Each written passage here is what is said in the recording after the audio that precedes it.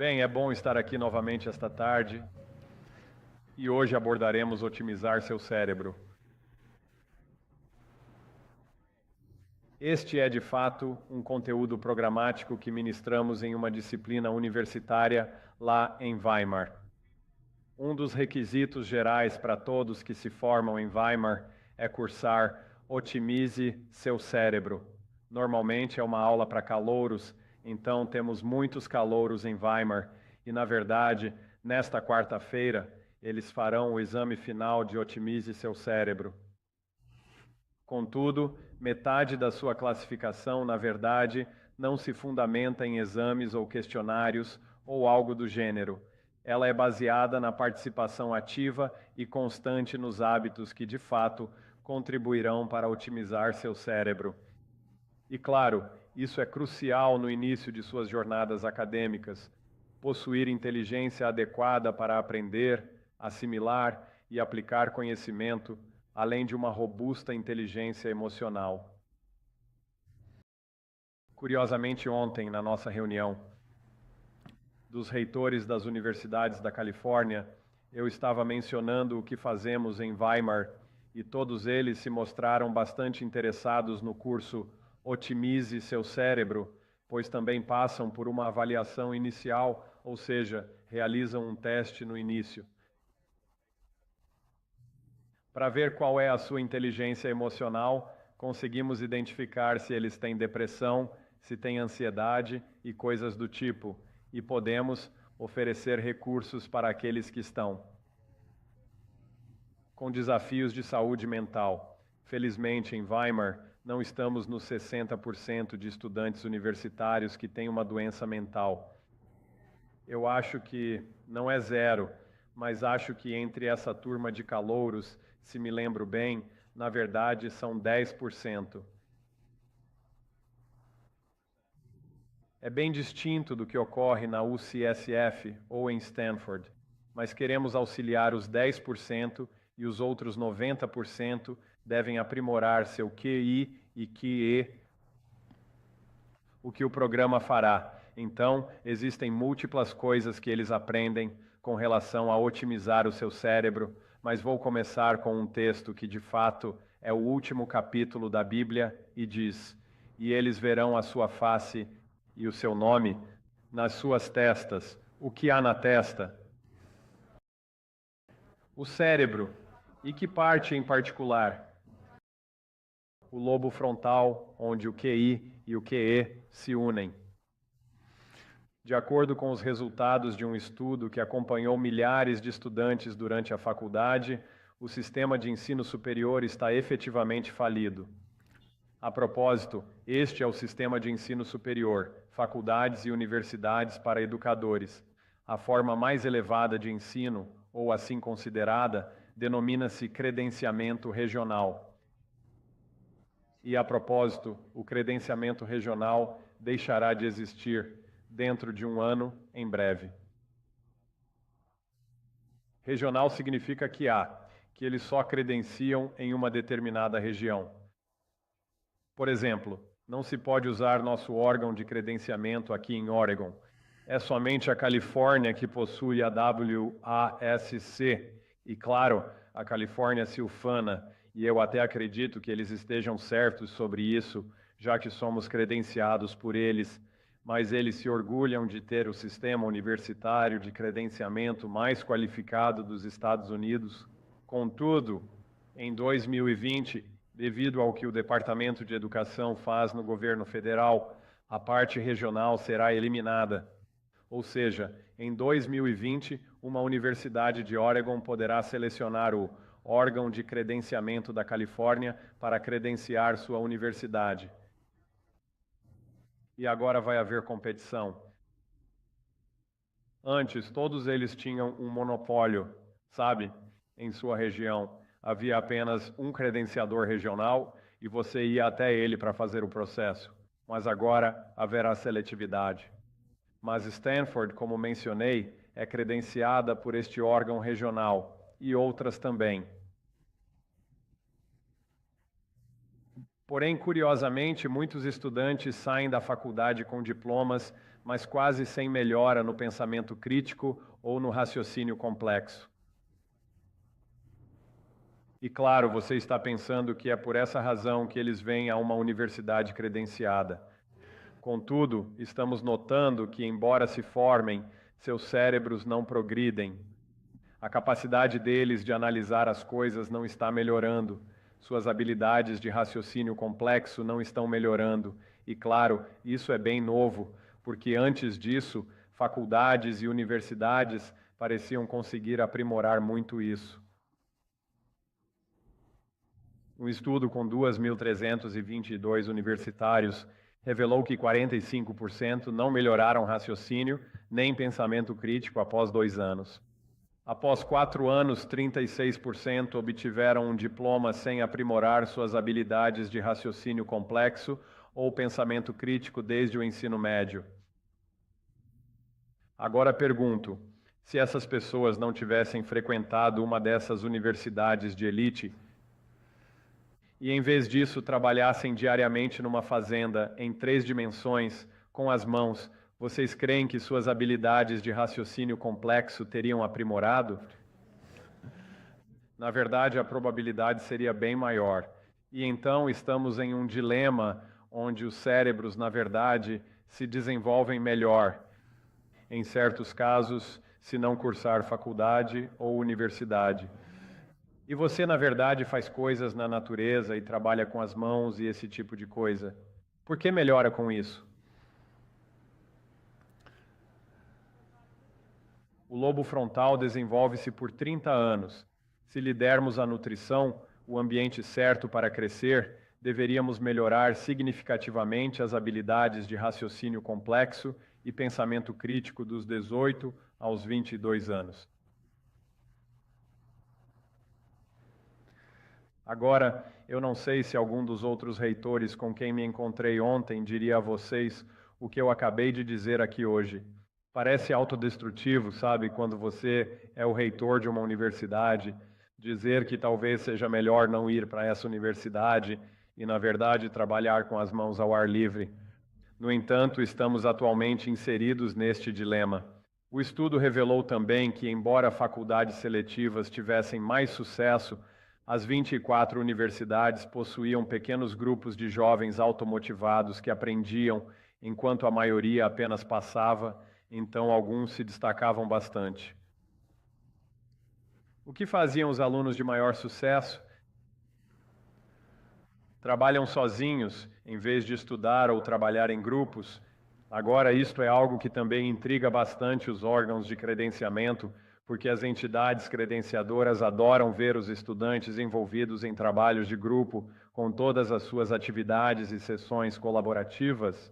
No entanto, foi descoberto que aqueles que eram mais do tipo solitário tiveram um desempenho melhor em relação ao seu pensamento crítico geral. Embora a automotivação ou hábitos de estudo sejam um aspecto, outra razão que surge é que esses alunos não gostam de trabalhar em grupo, já que a maioria ainda não dominou o pensamento crítico.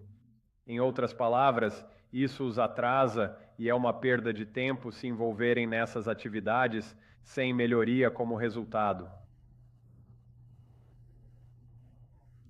Muitos formados, sim, pessoas que se formaram tinham dificuldade em separar o joio do trigo.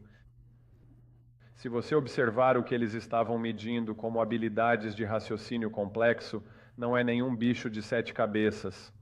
Eles estão, na verdade, medindo a capacidade de separar o joio do trigo, estão medindo a capacidade de abordar assuntos de forma objetiva. Medem a capacidade de conciliar e analisar relatos conflitantes de um evento e pedem que os formados decidam e argumentem com base em quê? Fatos e lógica sem serem afetados por apelos à emoção ou manipulação política. Mas acontece que nossos alunos não conseguem fazer isso em nível nacional. Eles estão enfrentando grandes dificuldades para realizar esse tipo de tarefa. Em suma, são coisas que esperaríamos de cidadãos funcionais, mas que não foram realizadas por muitos formados de universidades de prestígio. O autor deste estudo, vindo de uma dessas universidades, escreveu Academically Adrift, Limited Learning on College Campuses. Isso causou um certo impacto no mundo acadêmico, pois está auxiliando pessoas e entidades credenciadoras a reconhecer que, apesar de todos os seus requisitos de credenciamento, tais critérios, na realidade, não estão beneficiando o desenvolvimento cerebral dos estudantes que frequentam essas instituições. E é claro, uma das razões principais pelas quais eles não estão ajudando o cérebro tem a ver com o fato de que grande parte do aprendizado deles não está aprimorando a parte frontal do cérebro. A parte frontal do cérebro é onde a criatividade, o pensar fora da caixa e esse tipo de coisa ocorrem. E também é onde a inteligência está centrada, embora todos os aspectos do cérebro estejam envolvidos nela. Então, o que é inteligência? É a capacidade de aprender, reter e aplicar conhecimento. E parece bem simples, mas é claro que pode ser complexo. É frequentemente medido por meio de um teste de QI, mas esses testes são sabidamente imprecisos, superestimando em cerca de 20% o QI de bons candidatos e subestimando significativamente o de outros, que não são necessariamente bons em fazer testes. O QI tem se mostrado um tanto relacionado ao desempenho acadêmico, mas o QE está mais ligado a isso devido à motivação. Você pode ter alguém com QI médio bem motivado, que estuda duro e tira 4.0. Já alguém com facilidade de aprendizado, mas sem motivação, não terá boas notas. Então, o QI está relacionado ao desempenho acadêmico, mas não tanto. No entanto, o primeiro emprego de recém-formados tem sido associado ao seu QI. E é por essa razão que ministrei seminários de Otimize Seu Cérebro em diversas localidades do país e, tipicamente, as pessoas que geralmente vêm são aquelas com filhos em idade escolar do ensino médio. E elas vêm e fazem questão de que esses jovens em idade escolar se sentem na primeira fila deste programa Otimize Seu Cérebro, porque querem que essas crianças otimizem o cérebro para que eles possam entrar nessas escolas da Ivy League e concluir o curso com sucesso, pois os estudos mostram que é bem mais provável que consigam um salário de 6 dígitos logo após a faculdade, se, claro, entrarem na instituição e obtiverem o diploma certos, entre outras coisas. No entanto, estudos revelam que, após conquistar o primeiro emprego, suas promoções nesse emprego não estão mais relacionadas ao seu QI. Elas estão ligadas ao seu QE. Sabe, foi exatamente o que Christie descobriu. Para aqueles que estiveram aqui hoje de manhã, eu mencionei que Christie estava enfrentando problemas em seu desempenho no trabalho e diversas outras questões. E após o programa, e quando ela retornou para concluí-lo com sucesso, pois na primeira vez ela havia participado apenas do programa de 3 dias, depois de completar com êxito essa etapa, ela foi capaz. Ela recebia ofertas de cargos mais altos, sem se candidatar. Notavam a inteligência emocional aprimorada e diziam: você deveria ser gerente da nossa unidade. Ela era procurada para posições de liderança por sua inteligência emocional. Porém, muitos alunos, mesmo com ótimas notas, 4.0 e coisas assim, ao serem preteridos e chegarem ao nosso programa sem sucesso, eu às vezes pergunto: por que você crê que foi ignorado para essas promoções? E eles costumam me dizer: meu chefe não reconhece meu QI. E de fato, essa não é a real razão. Eles aprendem isso à medida que progredimos, mas o verdadeiro problema é que seus chefes estão percebendo sua deficiência de QE, e é exatamente por isso que estão sendo ignorados para as promoções. Mas há vantagens na inteligência elevada, não a subestime. Você estuda mais rápido. Isso é positivo? Sim, porque mesmo em uma faculdade difícil, você pode se exercitar, dormir o suficiente e ter uma vida devocional. A propósito, são 3 coisas que sempre vemos.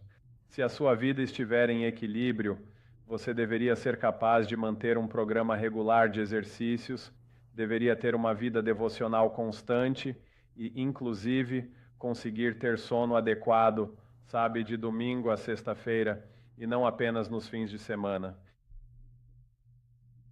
E se precisar compensar nos fins de semana, isso é um indício de desequilíbrio. Então, é claro, se você tem um QI alto o suficiente, pode ter uma vida equilibrada em relação a isso. Na verdade, um dos nossos, isso me lembra um pouco de estou me adiantando aqui, mas um dos nossos palestrantes no nosso congresso de QE que está por vir, ficou muito famoso porque ele é um cara da geração Z que é multimilionário. E ele ganha seu dinheiro, na verdade, com programação de computadores, então ele é um verdadeiro guru da computação. No entanto, ele dedica tempo zero a programas de televisão de entretenimento. Absolutamente nenhum tempo com a internet para entretenimento, e ele nunca possuiu uma conta de mídia social. Ele, de fato, não possui conta de mídia social. E ele é cobiçado em todo o mundo devido às capacidades de seu cérebro em programação de computadores e em solucionar questões complexas de informática, o que ele compreende estar bastante ligado ao estilo de vida que adotou de jamais possuir uma conta de mídia social. Então ele se dedica a otimizar seu cérebro, mas ele fala de como? Sendo multimilionário e ganhando, sabe, mais de $1 milhão por ano. Eu ainda durmo bem toda noite, ainda tenho uma vida equilibrada, ainda tenho tempo para isso, ainda tenho tempo para tudo aquilo. Mas um dos motivos é porque ele não faz nada em sua rotina que suprima seu lobo frontal. E é por essa razão que ele pode desfrutar de todo esse tempo adicional, vivendo assim uma vida equilibrada. Ele diz: como as pessoas saberão de você sem redes sociais? Responde: se for excelente na sua área, elas o encontrarão. E ele disse: e vão te encontrar. E sabe, foi difícil localizá-lo. Para conseguir me comunicar com ele e o convidar ao nosso congresso de QE, pois não conseguíamos contatá-lo via internet. Mas quando você é realmente bom, as pessoas sempre darão um jeito de te encontrar e de entrar em contato. Mas essa é uma das vantagens, é claro, da alta inteligência. Você se torna mais eficiente ao estudar, mais criativo, lógico, persuasivo, sua influência aumenta e mais propenso a ficar rico. E se a riqueza for de alta prioridade para alguém com QI elevado, essa pessoa se tornará rica, como abordaremos. Mas para muitos com QI alto, riqueza nem é prioridade. Então há muitos com alto QI que não são ricos. Outra vantagem é a saúde. Um vasto estudo de Harvard, ao longo de muitos anos, revelou que até o limite de 163, isto em QI. Alguém sabe qual é o QI médio? É 100. Cada 10 pontos é um desvio padrão. Então, 163 é um QI altíssimo, lá no topo. O risco de morte dos participantes diminuiu com o aumento do QI. Com QI infantil de 150, o risco de morte era 44% menor que com 135. Então, na verdade, um QI mais elevado contribui para uma maior longevidade. Na época em que esse estudo de Harvard foi publicado, deixe-me voltar a ele, o estudo de Harvard foi publicado em 2005. Eles não sabiam o porquê. Afirmavam: isso é inédito. O QI é uma variável para a longevidade e a duração da sua vida. E questionavam: por que o QI é um fator para a longevidade? Bem, após isso, descobrimos as razões, uma ou duas delas, e as exploraremos em breve. Mas, claro, existem mais lobos no cérebro. Tem o lobo temporal, é aqui que a memória é armazenada e esta é uma parte importante. Agora, a sua memória de trabalho. E isso é algo que, espero que tenhamos tempo de aprofundar um pouco mais esta tarde. Sua memória de trabalho é o que você está aprendendo e o que consegue manter em mente por cerca de 30 segundos a 1 minuto. E se você estiver engajado o suficiente, ou se for interessante ou intencional o bastante, aí sim poderá ser transferido para o lobo temporal e armazenado. Posso afirmar que muitos dos nossos jovens, atualmente, enfrentam dificuldades com a sua memória de trabalho. A memória de trabalho fica no lobo frontal. É o giro do cíngulo anterior do lobo frontal do cérebro e um dos principais motivos pelos quais observamos esse giro do cíngulo anterior com dificuldade de operar na memória de trabalho. Alguém gostaria de adivinhar o motivo?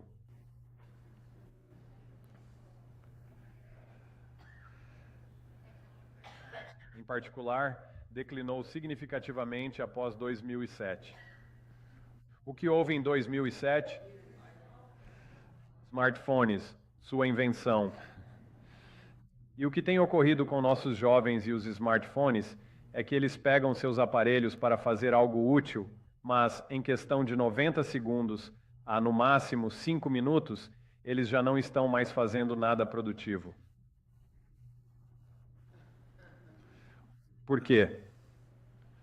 Porque alguém postou algo no Snapchat, então uma notificação de e-mail de alguém apareceu e em seguida surge uma notícia bombástica de que Donald Trump fez algum comentário sobre outra mulher e eles precisam verificar.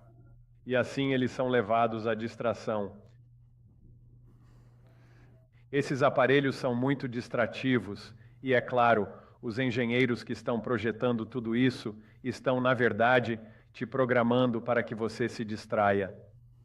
Na verdade, todos eles estão tentando se tornar a coisa mais distrativa que aparece na sua tela e depois eles tentam descobrir mais sobre você. Você gosta de BMWs? Se gostar, em 5 minutos vai aparecer um anúncio relâmpago sobre uma BMW para você clicar e se distrair com isso. E assim, como consequência, este giro do cíngulo anterior, que nunca necessita focar em algo por um período prolongado, começa a diminuir. E nas ressonâncias magnéticas ele realmente encolhe. E é por isso que, na geração atual, se houver algo mesmo que muito interessante, que dure mais de 5 minutos em um vídeo no YouTube, a nova geração simplesmente não o assistirá, pois percebem que seu giro do cíngulo anterior não possui a capacidade de processar tais informações por um longo período. Eles só conseguem consumir trechos muito curtos, e isso é algo que, claro, é muito preocupante. Por isso a capacidade de aprendizado, entende? E também existe o efeito Google,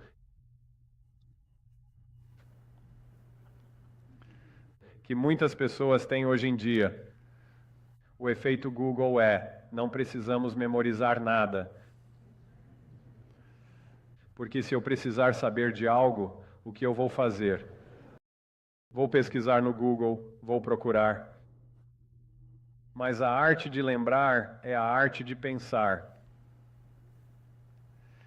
E sabe, quando eu cresci, claro, não havia nenhum desses aparelhos, e eu tinha bem mais de 1000 números de telefone memorizados.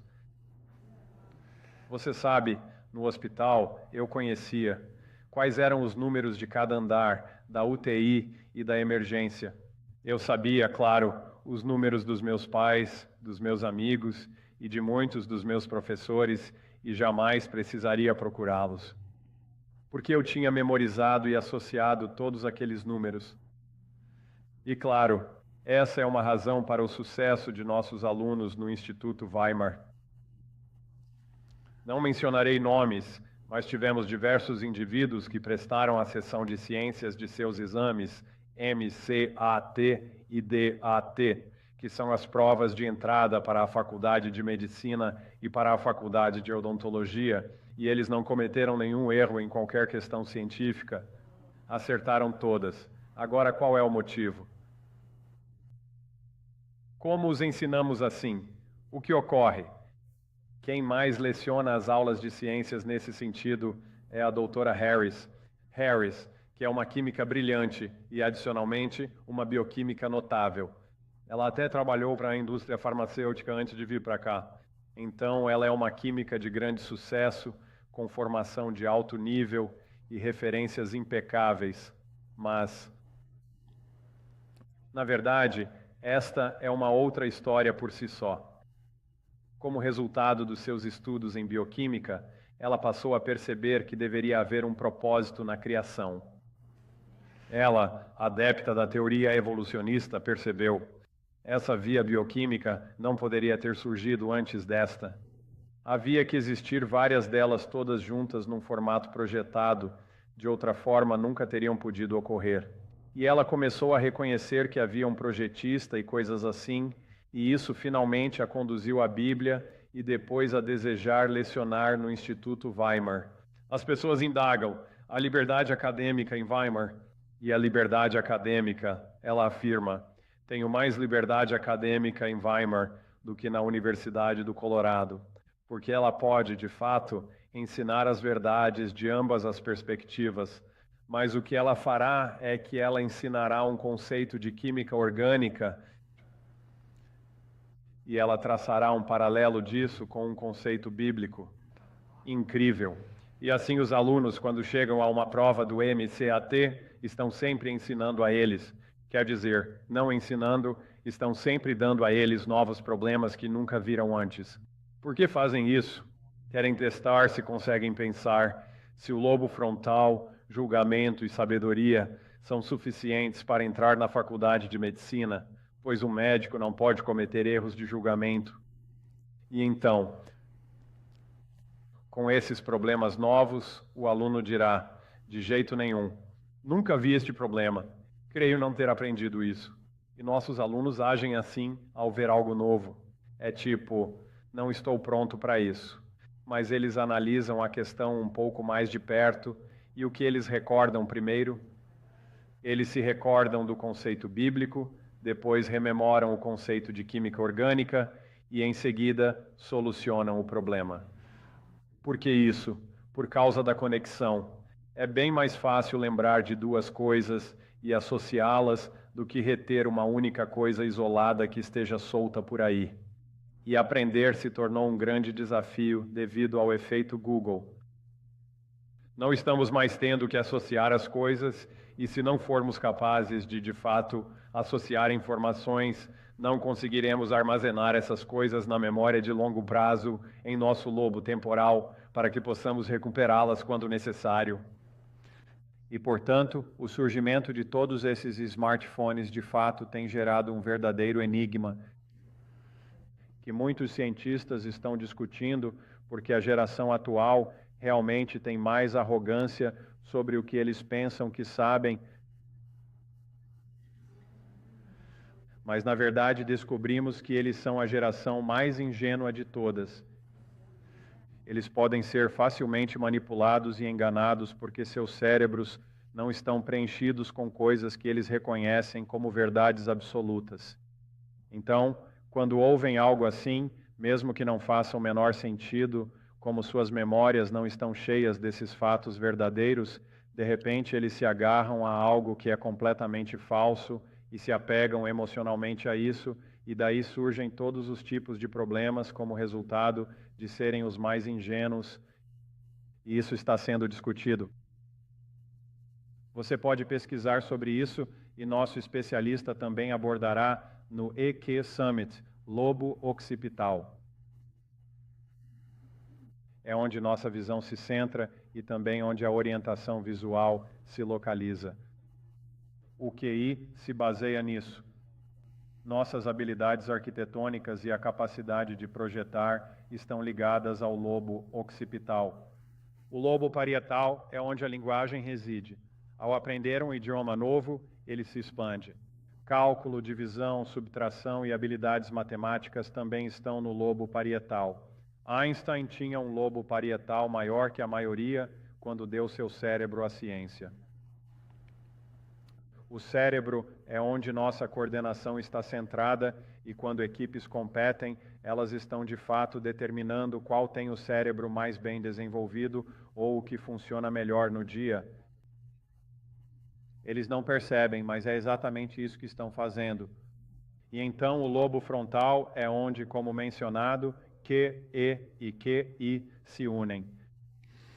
A respeito dos nossos cérebros, outros seres também têm cérebro. Um gato não sabia quão pequeno era o cérebro de um gato até dissecar um na biologia do ensino médio. E a última coisa que vimos foi o cérebro, e não é um cérebro muito grande. Porém, o que eu não sabia, sem conhecer os lobos, então é que só 3,5% do cérebro de um gato está no lobo frontal. O que isso significa? Pouca moralidade num gato. Se você já testemunhou um gato torturando uma vítima até a morte e realmente desfrutando de todo o processo. Quem gosta de tortura demonstra comprometimento grave do lobo frontal. O gato aprecia torturar o rato até a morte, e isso é chocante de ver. Mas isso se deve à baixa capacidade do lobo frontal. Cães possuem um lobo frontal um pouco maior. 7% do seu cérebro está no lobo frontal, o que lhes confere maior capacidade de empatia. Não sei se notou, mas seu gato não liga se você está em casa ou não. Mas seu cachorro fica realmente muito feliz em te ver e feliz em restabelecer esse relacionamento com você quando você chega em casa por causa daquele lobo frontal maior. Eles também terão. Sabe, eles não gostam de tortura. Agora, eles não são as criaturas mais morais. Eles matam se preciso, mas de modo mais misericordioso. Eles não curtem tortura e também são capazes de sentir dor. Sabe, eu voltei da África há algumas semanas e estava lá no Serengeti e os guias turísticos estavam nos contando a diferença entre o cérebro do gato e o cérebro do cão em relação às suas presas lá, porque existem cães selvagens e todos os tipos de raças diferentes que estão lá na África. Mas eles disseram que o gato, ele só tem um plano, e se não alcançar sua presa em 90 segundos, ele desiste. Ele só vai do ponto A ao B, mas os cães, esses planejam de fato. Eles se juntam e, sem se comunicar, sabem que vão encurralar a presa para esta direção. Este grupo fará o mesmo aqui. Estão 3 ou 4 passos à frente, utilizando, claro, o lobo frontal, que permite esse planejamento e pensamento avançados. Chimpanzés têm a maior, com 17% do cérebro no lobo frontal. Mas o que nos distingue dos outros é o tamanho do nosso lobo frontal. Entre 33% e 38% do cérebro humano está no lobo frontal. Isso nos permite o planejamento e o pensamento avançados. Esta citação do Tratado de Fisiologia Médica de Guyton, presente em faculdades de medicina do país, diz: estudos científicos mostram o lobo frontal como sede da espiritualidade, moralidade e também da vontade. É aqui que reside a força de vontade, nosso autocontrole. Está aqui no lobo frontal do cérebro. Ao comprometer o lobo frontal, veremos vários efeitos. A moralidade diminui. Para entender o declínio moral em um indivíduo ou sociedade, o lobo frontal é a chave. Há prejuízo social, amar a família é natural, mas se o amor cessa, é por comprometimento do lobo frontal. Falta de visão, nossa razão de causa e efeito é um fenômeno do lobo frontal. Você pode observar o desenvolvimento do lobo frontal de seu filho pelo planejamento futuro. O raciocínio abstrato é afetado quando o lobo frontal diminui. Nossa interpretação de provérbios baixa. A compreensão matemática é reduzida. Eu mencionei que o cálculo de divisão é do lobo parietal, mas formas mais elevadas de matemática, como cálculo e formas mais avançadas de álgebra, exigem o lobo frontal. Cálculo, por sinal, é uma das matérias ensinadas no Instituto Weimar porque somos um instituto de pesquisa bastante ativo. A propósito, o Weimar foi credenciado e há poucos meses criou seu próprio comitê de pesquisa, o que nos permite realizar estudos de ponta, publicados em grandes veículos, e muitos de nossos alunos e professores são regularmente publicados em periódicos revisados por pares. E são solicitados a palestrar em conferências. 4 dos nossos estudantes no ano passado foram convidados a discursar em Harvard sobre as pesquisas que lá ocorrem. Mas é claro, para fazer estudos de alto nível, é aí que a matemática entra. As pessoas se perguntam qual a aplicação da matemática. Bem, se você quer falar a linguagem da pesquisa atual, tudo se resume a medições e estatísticas, e claro, o cálculo te coloca em um patamar mais elevado nesse sentido. Mas cálculo exige o lobo frontal. Você precisa, não é apenas, cálculo de divisão, que seriam funções parietais. A perda de empatia diminuirá. Quando o lobo frontal enfraquece, nossa capacidade de compreender o sofrimento alheio reduz. Estudos mostram que, com um lobo frontal funcional, basta ouvir sobre o ocorrido e você sentirá precisamente os mesmos sentimentos. Você não precisa ter passado pelo que ela passou para conseguir sentir precisamente os mesmos sentimentos. É verdade, sem um bom lobo frontal, não há como sentir empatia, pois não se consegue identificar, mas essa é uma das vantagens de um bom lobo frontal. A falta de moderação tende a ocorrer. Ostentação, hostilidade, raiva, fúria e emoções fora de controle. Também, e existem traços de caráter que se aprimoram quando o lobo frontal é fortalecido.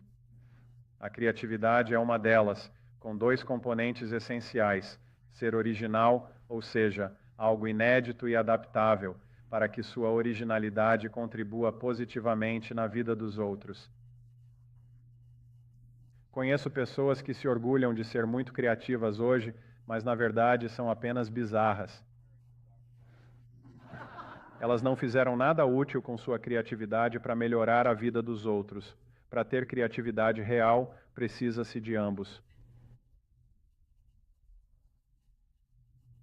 E isso evidencia novamente por que indivíduos com inteligência superior, pois isso é um aspecto da inteligência, a sua faceta criativa, conseguem ascender do patamar mais inferior da economia para o superior em questão de poucos anos, porque assim que concebem algo original e de utilidade para os outros. Se for útil para muitos outros, eles podem aplicar isso na fabricação e na prática, e, é claro, têm a capacidade de converter isso em grande prosperidade. O interesse também cresce no lobo frontal.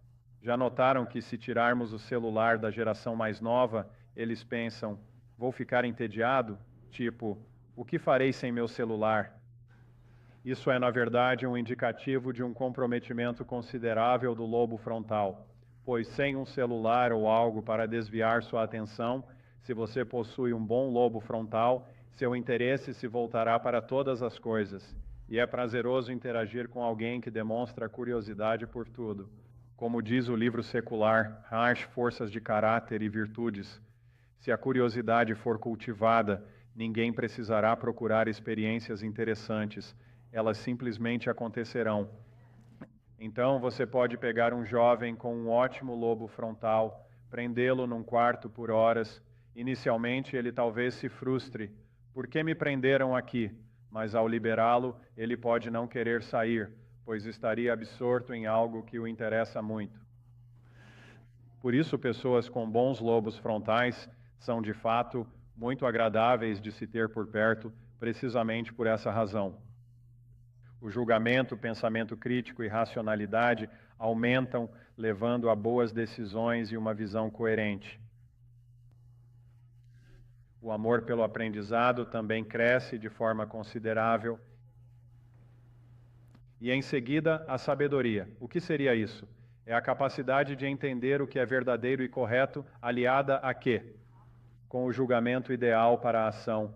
Você pode conhecer a verdade e o certo, mas se não os unir a um julgamento ótimo para ações prudentes, então, claro, isso não é sabedoria. A bondade e a empatia aumentam, a inteligência social também aumenta consideravelmente. Então podemos suprimir nosso lobo frontal de várias formas,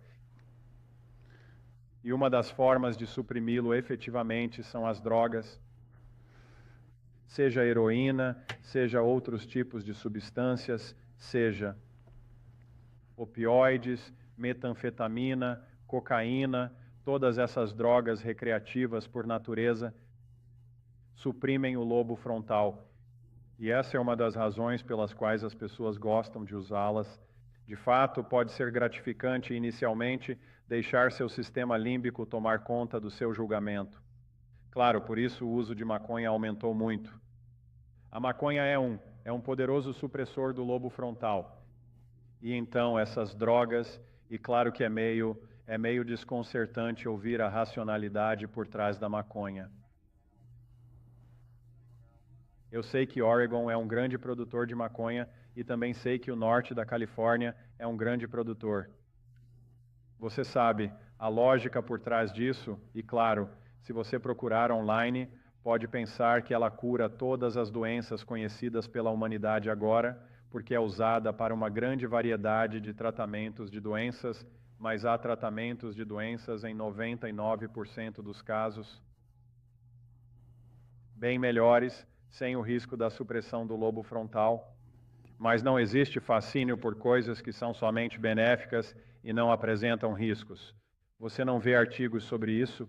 O mundo é fascinado por coisas que podem ter algum benefício, mas que têm aquele risco ou aquele vício envolvido. E claro, com a maconha, esse vício, qualquer coisa que seja um supressor do lobo frontal, na verdade tem um vício e acaba diminuindo sua motivação para tudo, exceto onde conseguir sua próxima maconha, aumentando assim sua motivação. De fato, muitos usuários de maconha vêm ao nosso programa e um dos elementos que marcam o usuário típico de maconha é que ele me dirá: não possuo controle algum sobre mim.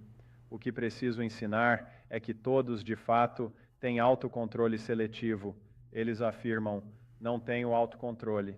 Mas ao conversar, percebo que são extremamente cuidadosos com o solo da maconha, assegurando que a rega ocorra no momento exato. Eles têm um autocontrole muito meticuloso em relação à maconha, mas em outras áreas de suas vidas, falta-lhes esse mesmo controle. E há remédios que afetam o lobo frontal, por isso avaliamos riscos e benefícios. Um desses eu discuti hoje com muitas pessoas que fazem uso de benzodiazepínicos. Mencionei isso no caso da Christie, o que fez com que algumas pessoas me procurassem para falar sobre o lorazepam ou outros medicamentos que utilizam.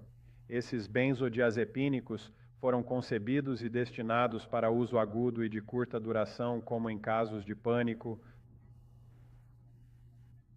ou tipos agudos de situações que são bastante incontroláveis.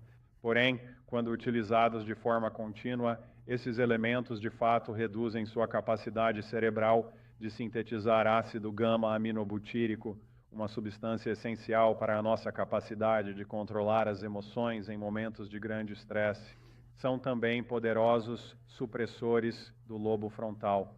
Várias pessoas da área médica referem-se a eles como álcool e pílula. E o mundo nem sempre sabe como livrar você deles, de fato. Se eu fosse chefe da Anvisa, eu não procuro tal cargo, portanto, não liguem para a Anvisa tentando me colocar lá, mas se eu fosse o responsável, não permitiria que nenhum médico prescrevesse benzodiazepínicos, porque médicos em geral, acredite ou não, psiquiatras são bem mais sábios ao receitar benzodiazepínicos do que não psiquiatras. Porque os psiquiatras sabem desse gancho, mas o médico de família, quando vê alguém com ansiedade, sabe que assim que a pessoa começar a tomar o benzo, ela vai se sentir em paz com o mundo e vai dizer: finalmente entendi meu problema, eu tinha uma deficiência de Xanax. E ficam em paz por um tempo, mas a tolerância se desenvolve. Assim, os receptores GABA são preenchidos e o GABA diminui. Após 30 dias, se tentarem parar o Xanax, a ansiedade se torna 10 vezes maior do que era antes de começarem a usá-lo. Ele tem um vício tremendo, e então o médico típico dirá: nunca tente parar de tomar isso, porque você sabe, você não conseguirá parar de jeito nenhum. Nunca tente parar com isso. E felizmente já publicamos isso. De fato, fazemos outro estudo para o Comitê de Ética, um estudo comparativo, e nosso programa é muito eficaz em tirar pessoas dos benzodiazepínicos. Em nosso programa, uma senhora usou benzodiazepínicos por mais de 20 anos. E ela começou a piorar muito quando o marido dela morreu recentemente. Ela começou a beber álcool com os benzos e simplesmente desmoronou. Felizmente, ela estava no Instituto Weimar, que tem algo único. Somos a única faculdade que conheço que fecha todas as semanas, na quarta-feira ao meio-dia, e todos os professores e alunos prestam serviços comunitários na mesma área, conhecendo as pessoas e identificando suas necessidades. Assim, ficou bem claro que ela tinha necessidades importantes. Primeiro, eles a ajudaram a limpar o quintal, depois as calhas, e então fizeram coisas para auxiliá-la no dia a dia. Perceberam que havia questões mais sérias e, como na tarde de quarta-feira também tem uma clínica gratuita para pessoas da TCI, eles me mandaram para lá para uma visita domiciliar. E claro que ficou muito claro naquele momento, com o uso de benzodiazepínicos e tudo mais, que ela precisava de um trabalho mais aprofundado do que apenas uma visita poderia lhe dar, mas ela começou a entender que havia uma saída, e o Senhor abriu o caminho para ela por causa de doadores, da área local que sabiam do caso dela para realmente enviá-la para o nosso programa. E ela tinha muito receio de largar os benzodiazepínicos. Ela dizia, não vou conseguir, mudei. No início, ela mudou para clonazepam, mas há algo de ação mais longa que o clonazepam, o Valium. Então, ela tomava Valium e diminuímos aos poucos.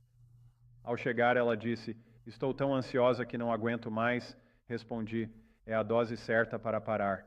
No 7º dia, tomou seu último benzodiazepínico. E ela está livre dos benzodiazepínicos. Ela participou do programa de outubro, então já faz mais de um mês e ela já está cheia de vida. A nova Jenny surgiu e ela tem um ótimo senso de humor, está gerenciando suas emoções e agora vai conseguir um emprego em tempo integral no Instituto Weimar. Ela vai trabalhar no Instituto Weimar, muito feliz por estar lá, num ambiente tão acolhedor. Contudo, você consegue se desvencilhar desses opioides e benzos. Aliás, dos opioides é até mais simples. Nós tivemos nossa enfermeira que trabalha na nossa clínica, a Kelly. Ela participou de nosso programa um ano atrás e ela estava tomando 400 miligramas de Oxycontin diariamente. Meu Deus, para aqueles que conhecem opioides, essa é uma quantidade enorme de narcóticos e era um vício em drogas de mais de $50 mil por ano. E sabe, ela é uma moça na casa dos 30, começou com álcool, depois maconha, entende, passando por todas as etapas e finalmente chegou a esses opioides. Sua vida estava em ruínas, o relacionamento dela estava desfeito, um filho nascido fora do casamento, tudo, sabe, uma vida em completo desastre, e ela era uma enfermeira auxiliar. E ela decidiu, eu não posso continuar vivendo minha vida dessa forma. E assim. A propósito, isto é bastante intrigante, como ela se envolveu com esses opioides. Ela estava grávida, solteira e teve uma pedra nos rins. Então ela ficou uma semana no hospital com uma bomba de PCA, usando narcóticos pela pedra nos rins. Isso enquanto grávida, e a mandaram para casa com Oxycontin. Foi assim que ela se viciou e, claro, com o tempo desenvolveu tolerância e tudo mais. E assim, de 400 de Oxycontin, ela reduziu a 0, graças a Deus. Amém. Então, ela foi para a casa dos avós, os únicos. Sua relação com os pais era horrível, eles a rejeitaram. Mas a avó dela, que ainda a amava, disse, eu te recebo.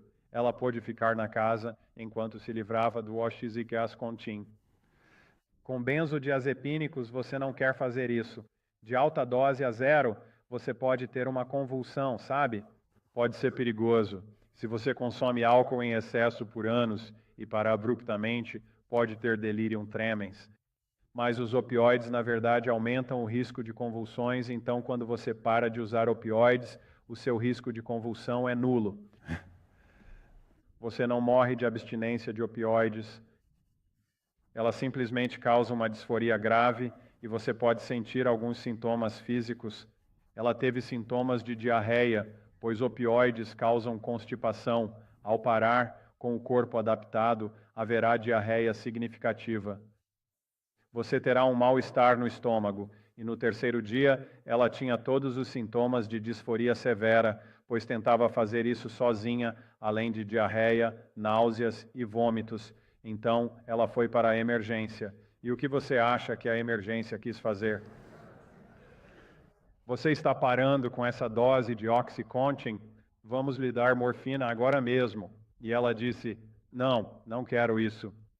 Não me dê nenhum opioide. E deram a ela Zofran intravenoso para ajudar com a náusea, e deram alguns litros de soro, e ela melhorou. Ela não tinha plano de saúde, então não a internaram, e ela foi mandada para casa. E para ela foi um processo que se estendeu por 30 dias. Ela tinha dor crônica, mas disse que depois dos 30 dias não sentia mais dor do que jamais sentira. Mas agora ela conseguia lidar com isso e tinha um lobo frontal, mas ela tinha outro problema, ainda não tinha vindo ao nosso programa. E agora que ela não estava se automedicando, os problemas de depressão subjacentes começaram a se manifestar ainda mais intensamente e ela começou a ter pensamentos suicidas. É por isso que sei que Deus existe, por todas essas histórias que ouvimos. Ela ia tirar a própria vida, ela morava em uma cidade grande e queria se jogar no trânsito. Ela estava procurando aquele carro certo, aquele que não ia parar, que ia atravessar o sinal e que ela pudesse pular na frente dele, e ela estava com aquela expressão no rosto, e uma amiga que não estava indo tão rápido passou por ela, a reconheceu e abriu. O vidro do carro e disse, Kelly, você está bem? Kelly respondeu, não estou bem. Ela disse, entre no carro. Então ela entrou, conversaram e a amiga perguntou, já ouviu falar do programa Natalie? Ela contou para a avó sobre o programa Natalie e no programa seguinte ela estava lá conosco. E agora ela está livre de narcóticos e benzodiazepínicos desde então, sem usar essas drogas. E agora ela é uma enfermeira vibrante que ajuda muitos outros no programa ambulatorial da clínica. Mas as pessoas conseguem largar essas drogas? Existe um processo, mas elas conseguem parar. Contudo, precisam tratar as causas que as fizeram se automedicar para um sucesso duradouro.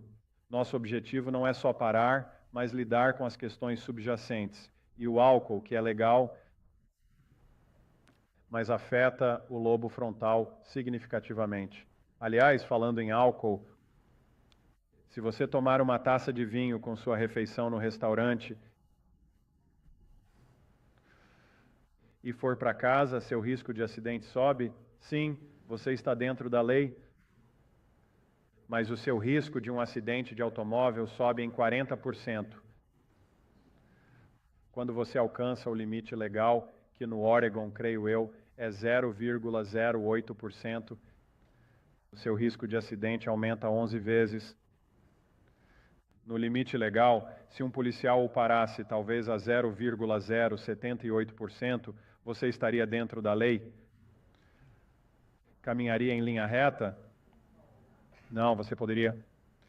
Você conseguiria andar em linha reta. Poderia até, como Miguel Cabreira, um jogador de beisebol, demonstrou, rebater uma bola curva para fora do campo nesse nível. Sua coordenação está ótima, seu cérebro está funcionando muito bem. Então, por que o Miguel Cabreira tem 10 vezes mais de 10 vezes mais chances de sofrer um acidente de carro a caminho de casa depois daquele jogo. O julgamento falhou como o motorista da princesa Diana. Ele tentou fazer uma curva numa velocidade impossível de negociar. Ninguém percebeu que ele estava bêbado porque ele andava e conversava normalmente. Mas o julgamento dele, ao fazer aquela curva, naquela velocidade, naquele túnel, ele não teria feito se o julgamento estivesse bom e ele perdeu a vida. A princesa, tragicamente, também veio a perder a sua própria vida, no entanto. Para dirigir um carro, é preciso pensar criticamente? Sim, na verdade não é preciso pensamento crítico. Por isso permitimos que universitários dirijam e alunos do ensino médio do 2º e 3º ano. Exige julgamento, mas não é preciso pensamento crítico.